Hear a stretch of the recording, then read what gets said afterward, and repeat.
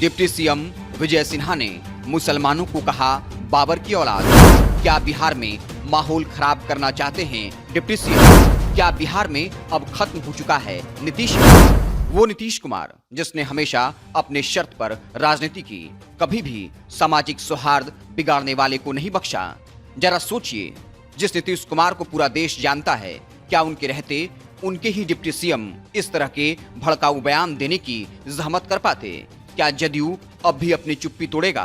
क्या नीतीश कुमार बन चुके हैं डमी सीएम? पहले गृह मंत्रालय का छीना जाना, फिर राबड़ी आवाज से लालू परिवार को बेदखल किया जाना, अब खुलकर मुसलमानों को बाबर की औलाद बताना। क्या सुप्रीम कोर्ट से भी बढ़कर है विजय सिन्हा? सुप्रीम कोर्ट के आदेश पर ही उसे अयोध्या में मस्जिद बनाने के लिए 5 एकड़ जमीन दी जा चुकी है।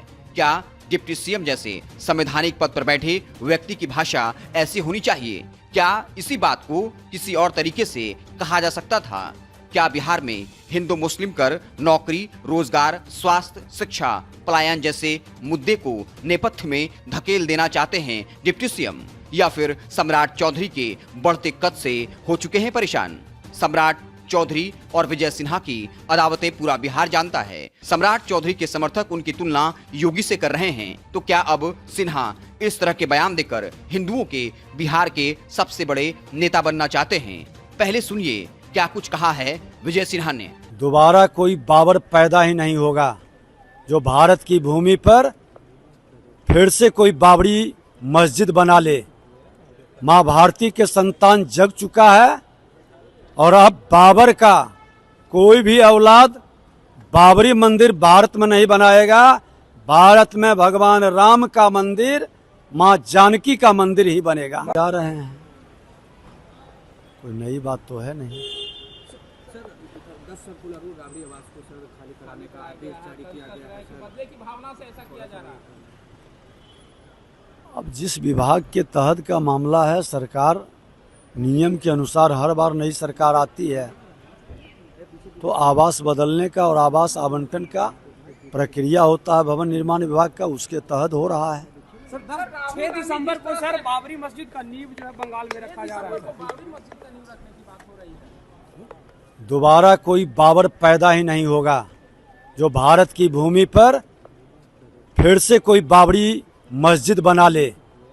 माँ भारती के संतान जग चुका है और अब बाबर का कोई भी औलाद बाबरी मंदिर भारत में नहीं बनाएगा। भारत में भगवान राम का मंदिर, माँ जानकी का मंदिर ही बनेगा।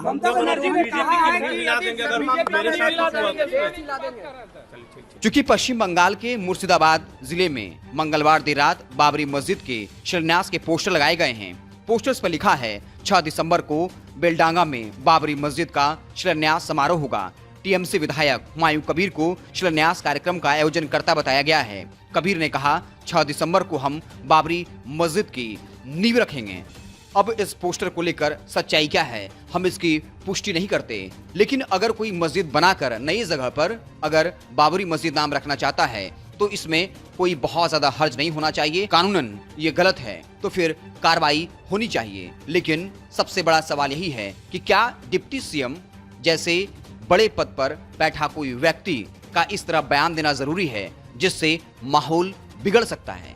आपको क्या कुछ लगता है? कमेंट बॉक्स में अपनी राय जरूर दीजिएगा। बहुत बहुत धन्यवाद।